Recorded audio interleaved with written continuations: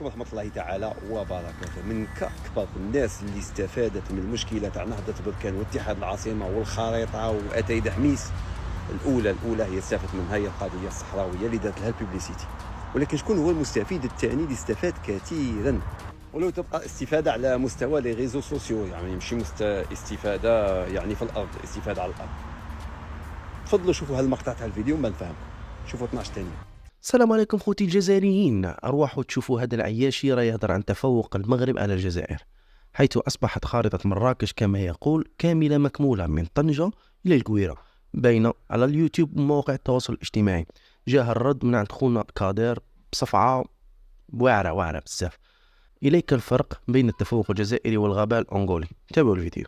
قال لك الخريطة المغربية كاملة مكمولة. يعني الهيشة اللي كانوا يهضروا على الصحراء الشرقية والصحراء الشمالية والصحراء الجنوبية، هذوك قلعناهم البال، تهنينا من الصنايبي واخواته وبناته وابناء عمومته الصنايبيات، وهذوك التخيل الواسع تاع السليمي وكل شيء تهنينا منه. بقى لنا رضوان فضوحي قال لك الخريطة كاملة مكمولة. النخبة المغربية المتمثلة في الصحافة المغربية مقتنعة باللي الخريطة المغربية هي على حسب الاقتناع تاعها هي من طنجة حتى للقويرة بدون سبتة ومليلية وبدون امور اخرى وبدون جزر وبدون مشاكل. الحمد لله على كل حال، يعني خير من والو زعما شويه. باقي 266 الف تاع الجنوب دوك الصحراويين يدبروا يصانوا. شوف التفوق تاع الجزائري قاعد يدير لك في الضغط ولا بريسيون. امن تيك توكيا نقول في لي ريزو سوسيو، امن 2,381,740 كيلومتر مربع مأمنها.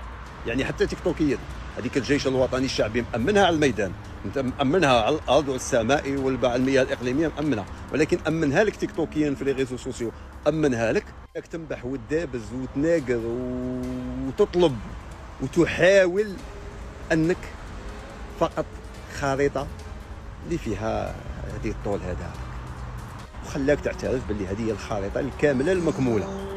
والبروبلام يا ما قنعش هذاك الجزائري، قال لك هذه الخريطه ويليق بالنسبه لنا غير معتمده في الامم المتحده وفي افريقيا وهذه، وما قنعش بها ذاك الجزائري، باش تبين لك باللي التفوق الجزائري وين وانت وين.